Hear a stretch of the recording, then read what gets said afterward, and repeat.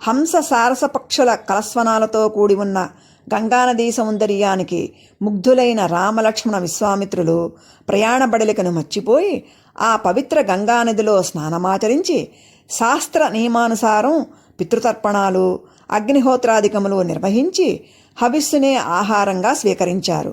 అనంతరం ముగ్గురు ఆ గంగానదీ తీరం దగ్గర కూర్చున్నారు. అప్పుడు పరవళ్ళు త్రొక్కుతూ ప్రవహిస్తున్న గంగానదిని చూచి రాముడు, గురుదేవా, పరమపావని త్రిపథగామిని అయిన ఈ గంగాదేవి చరిత్ర గురించి చెప్పండి అని ప్రార్థించాడు. రామభద్ర, తూర్పు దిశగా ప్రవహించి తూర్పు సముద్రంతో సంగమించేవి నదులు, పశ్చిమ దిశగా ప్రవహించి పశ్చిమ సముద్రంతో సంగమించేవి నదములు, ఈ నదీ నదములకు భర్త సముద్రుడు అని గంగానది చరిత్రను చెప్పడం ప్రారంభించాడు విశ్వామిత్రుడు.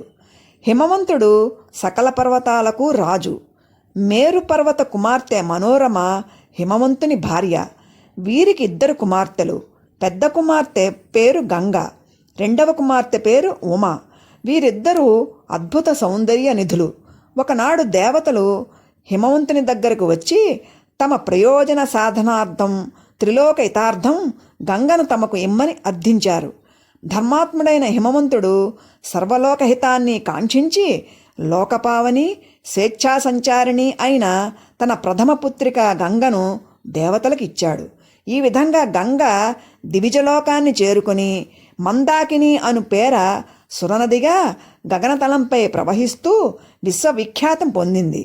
ఇక రెండవ కుమార్తె ఉమాదేవిని సకలలోక పూజనీయుడైన రుద్రునికిచ్చి వివాహం చేశాడు హిమవంతుడు. వీరికి జన్మించిన కుమారుడే దేవ సర్వసేనాధిపతి అయిన కార్తికేయుడు.